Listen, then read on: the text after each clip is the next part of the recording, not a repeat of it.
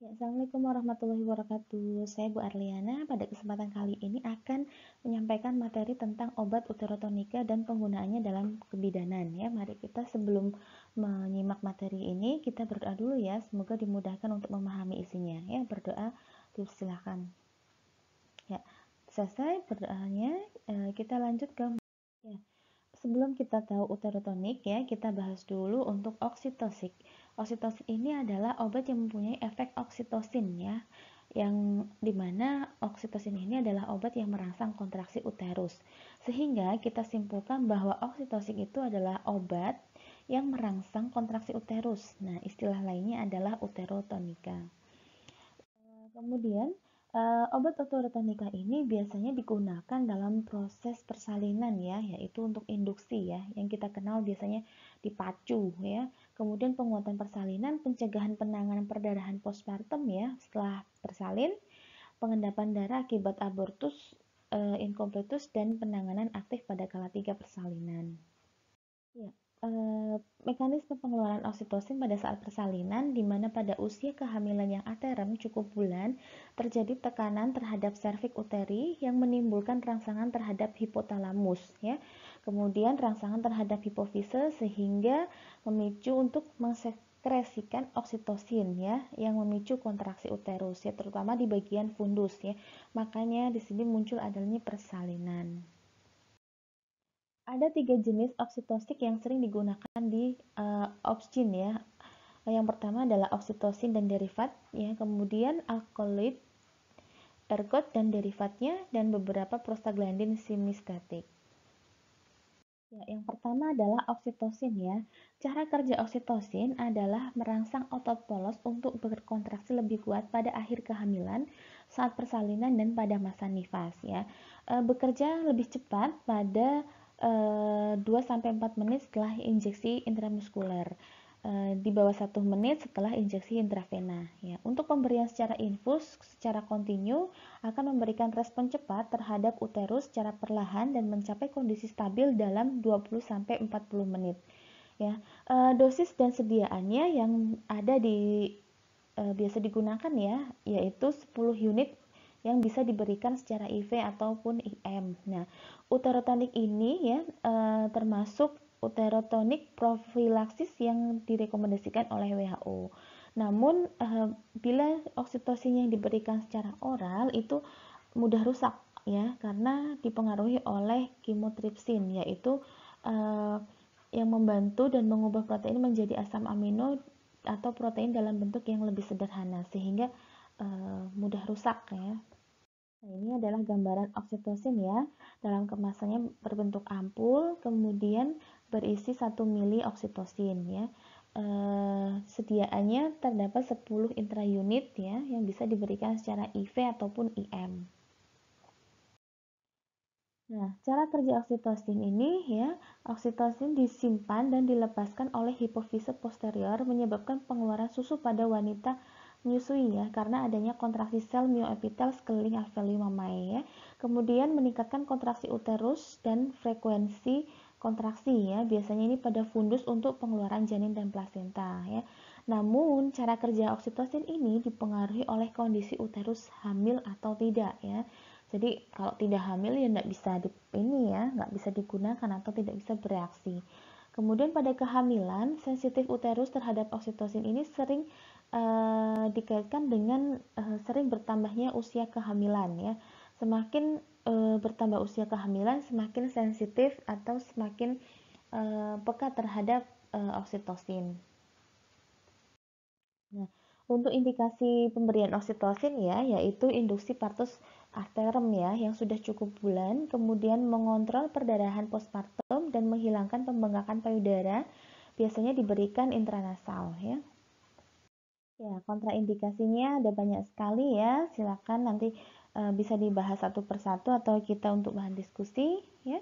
Untuk selanjutnya ya, untuk dosisnya ya, untuk proses persalinan yaitu pada saat manajemen aktif kala 3 ya, itu membutuhkan 1 ampul ya, sebanyak 1 mili ya, kita suntikan nanti pada saat suntikan pertama kita evaluasi apakah dalam 15 menit plasenta lahir ya.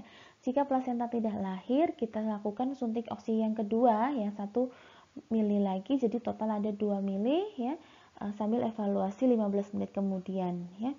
Nah, untuk induksi persalinan ya, yaitu diberikan secara infus ya, ini pemberiannya bertahap ya, sambil diobservasi kontraksi uterus dan DJJ-nya setiap 15 menit ya.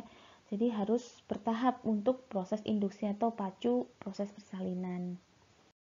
Ya, efek oksitosin ini bisa berdampak pada usus ya, di mana merangsang frekuensi dan kontraksi uterus ya akan semakin sering ya. Kemudian efek pada uterus menurun jika estrogen menurun ya. Uterus imatur kurang peka terhadap oksitosin, kemudian infus oksitosin perlu diamati ya sehingga menimbulkan mencegah tetani ya, kontraksi uterus yang sangat berlebihan ya.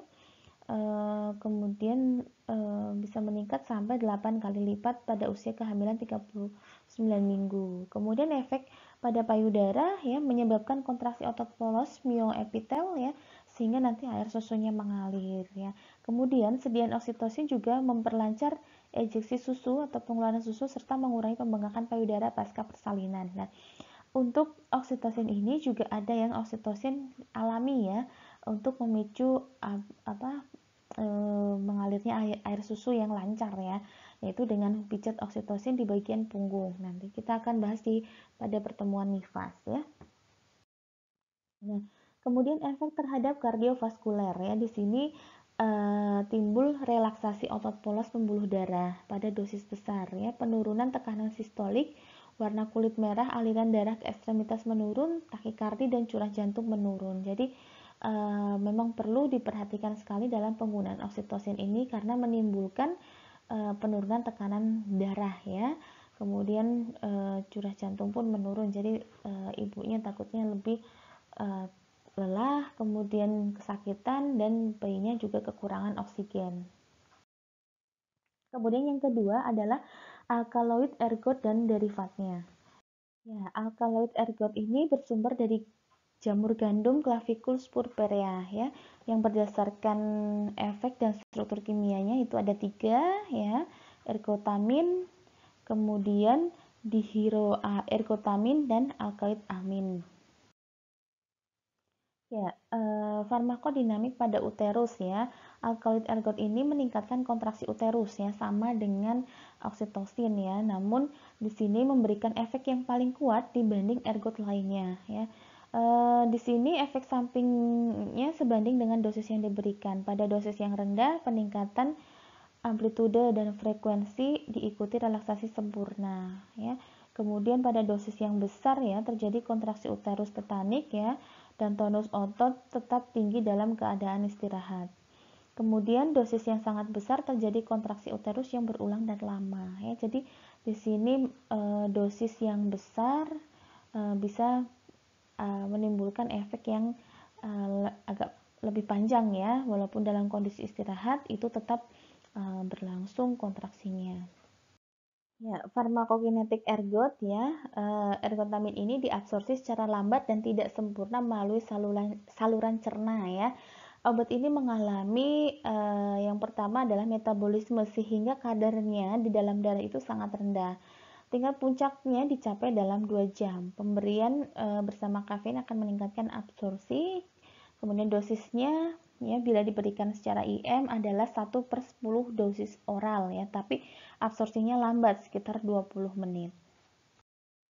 Indikasinya ya itu jelas harus persalinan yang sudah matur ya, mengontrol perdarahan dan atonia uteri pasca persalinan, merangsang kontraksi uterus setelah operasi sesar atau operasi uterus lainnya, induksi abortus terapeutik dan uji oksitosin. Kontraindikasinya ya ada beberapa yang intinya adalah ini karena mempengaruhi sistem kerja ya, karena relaksasi otot polos sehingga untuk penyakit-penyakit yang berhubungan dengan metabolisme obat ya dan kerja jantung itu sebagai kontraindikasi pemberian obat dari ergot ini. Ya, dosis digunakan ya kalau oral mulai bekerja setelah 10 menit, IV mulai kerja 40 detik ya, maaf. Kemudian IM mulai kerja 7-8 menit ya. Hal ini lebih menguntungkan karena efek sampingnya lebih sedikit ya. Untuk IM boleh diulang 2-4 jam bila perdarahan hebat ya. Efek sampingnya yaitu pada dosis kecil menyebabkan kontraksi, dosis besar menyebabkan tetani, yaitu gejala yang ditandai dengan kram otot, kejang ataupun tremor ya. Kemudian pada kardiovaskuler ya, dapat menyebabkan penyempitan pembuluh darah yang dihasilkan karena kontraksi dinding-dinding otot pembuluh darah baik arteri besar maupun arteri kecil ya. Kemudian terjadi pembendungan dan trombosis ya. Jadi adanya pembekuan darah dalam pembuluh darah. Nah, kemudian dapat juga menyebabkan keracunan pada fetal ya dengan dosis tertentu ya. Kemudian prostaglandin atau misoprostol ya. Di sini prostaglandin banyak digunakan untuk oksitosin adalah PEG dan PGF ya. Ini adalah lambang dari senyawa prostaglandinnya ya. Di sini menimbulkan efek non konsisten ya. Kelebihannya dapat merangsang uterus pada semua umur kehamilan. Jadi bisa dari umur kehamilan yang muda sampai kehamilan yang tua. Namun di sini ya tadi ingat tidak konsisten. Jadi kontraksinya kadang hilang, kadang muncul ya. Kemudian jika diberikan lokal pada serviks, ya serviks ini bisa matang tanpa mempengaruhi mortalitas uterus ya. Jadi bisa diberikan pada serviks tetapi uterusnya tidak terpengaruh oleh prostaglandin ini. Ya, dosis misoprostol ini diberikan oleh dokter dan dosisnya akan disesuaikan dengan kondisi pasien. Jadi tidak sembarangan penggunaannya ya. Ya, indikasi pemberian misoprostol ini ya untuk induksi partes aterem ya. Namun ya banyak menimbulkan efek samping seperti mual, muntah, diare dan kram perut sehingga sekarang jarang dipakai. Kemudian untuk mengontrol perdarahan postpartum. Untuk selanjutnya adalah untuk abortus terapeutik ya, bisa pada misabortion, kematian intrauterin ya, dan kehamilan mola. Pemberiannya bisa perparental atau vaginal ya. Dimasukkan ke dalam tubuh pasien menggunakan jarum suntik ya, dengan disuntik ataupun lewat vaginal support. Kemudian kontraindikasinya ya, ini pada kehamilan ya, karena beresiko terjadinya abortus ya. Pasien harus diberitahu dulu untuk tidak memberikan misoprostol ini pada orang lain atau sembarangan ya. Nah, efek samping dan cara mengatasinya dapat menyebabkan kontraksi uterus dan kram ataupun perdarahan pervaginal.